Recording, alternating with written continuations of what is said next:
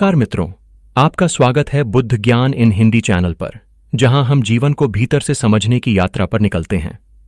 बुद्ध कहते हैं, आज हम बात करेंगे उन 7 बातों के बारे में जिन्हें हमेशा गुप्त रखना चाहिए। ये बातें सिर्फ बुद्ध के उपदेश नहीं, बल्कि जीवन में आंतरिक शांति, आत्मसंयम और सफलता पाने का मार्ग है। भगवान बुद्ध ने हमें यह सिखाया है कि कभी कभी चुप रहना और अपने अनुभव को भीतर संभालना ही सबसे बड़ी शक्ति है। आज हम इन्हें विस्तार से समझेंगे, कहानियों, उदाहरणों, शिष्य बुद्ध संवाद और ध्यान अभ्यास के माध्यम से, ताकि आप इन्हें अपने जीवन में आत्मसात कर सकें। बोधि वृक्ष के नीचे एक शिक्षाप्रद वार्ता। एक सुबह सूर्य की हल्की किरणें बोधि वृक्ष की शाखाओं पर पड़ रही थीं। हवा में ताजगी और पक्षियों का मधुर संगीत था। भगवान बुद्ध अपने शिष्यों के साथ ध्यान में बैठे थे। तभी एक युवा शिष्य अनिल पास आया। उसकी आंखों में जिज्ञासा और मन में उलझन थी। गुरुदेव, अनिल ने झिझकते हुए पूछा, हम जीवन में कई बातें सीखते हैं, लेकिन क्या कुछ ऐसी बातें भी हैं जिन्हें हमेशा गुप्त रखना चाहिए? बुद्ध ने शांत मुस्कान के साथ कहा, अनिल, कुछ बातें ऐसी होती हैं जो केवल आत्मा के भीतर ही सुरक्षित रहती हैं। इन्हें दूसरों के सामने लाना मन को अशांत कर सकता है और संबंधों में बाधा डाल सकता है।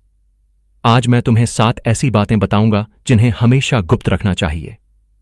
नीति 1, अपनी अच्छाई और दान को गुप्त रखें। बुद्ध ने दृष्टांत देकर समझाया। एक गांव में रामू नामक व्यक्ति था। वह गरीबों को दान देता और जरूरतमंदों की मदद करता, लेकिन वह हमेशा यह दिखाने की कोशिश करता कि उसने कितना बड़ा दान किया।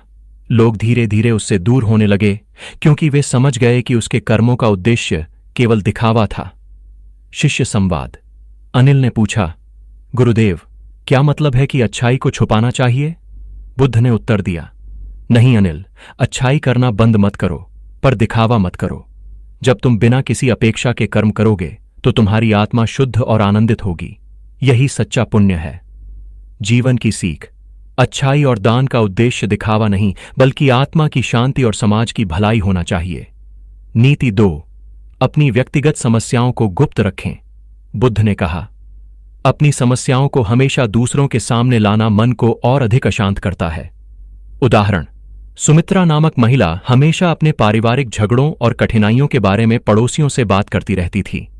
समय के साथ लोग उससे दूरी बनाने लगे और उसका मन भी अस्थिर हो गया। गुरु शिष्य संवाद। अनिल ने पूछा, लेकिन गुरुदेव, क्या हम किसी से मदद नहीं मांग सकते? बुद्ध ने मुस्कुराते हुए कहा, बिल्कुल,